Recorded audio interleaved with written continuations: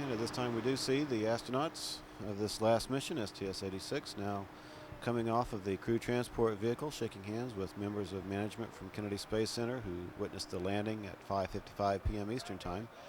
Of course, Commander Jim Weatherby and his pilot Mike Bloomfield are quite excited about this whole mission. They are other crew members include Jean-Luc Chrétien from the French Space Agency, Scott Parazynski, who performed a spacewalk, Wendy Lawrence, and Vladimir Titov. Wendy Lawrence spent a great deal of time in Russia training as a potential crew member aboard the Mir space station. She was replaced by Dave Wolf, who is now on Mir, and Mike Foale, who came back from Mir, is still aboard the crew transport vehicle, and we do not expect to see him up and about tonight around the vehicle. Traditionally like to take a quick look around the orbiter, kick the tires, look at the thermal protection system, look for any dings that may have occurred upon landing or launch. Looking at the landing gear as it is now exposed where the vehicle is sitting on that gear.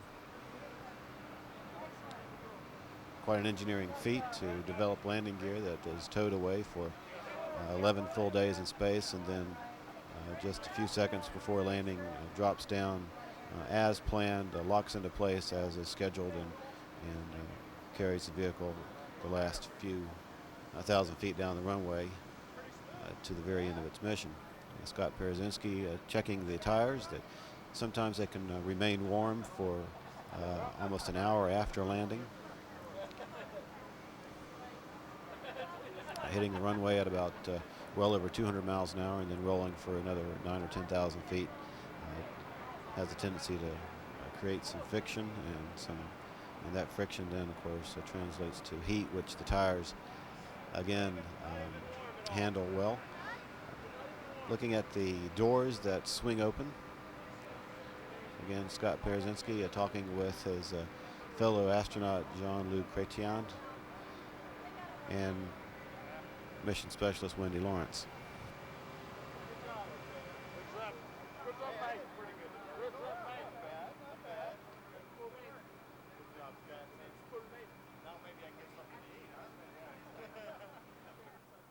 Sun is setting at Kennedy Space Center, and so the lights are out for the TV cameras and for the final inspections of the orbiter before it is prepared for its tow back to the processing facility.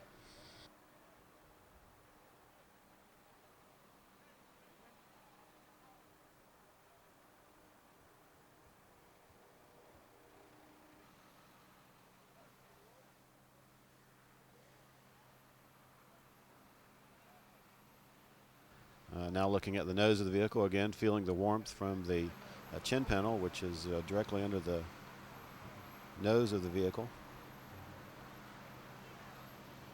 Of course, after entry interface, the chin panel and the nose of the vehicle take an extreme amount of heat, which again is quickly dissipated, yet still it remains warm to the touch even this long after landing.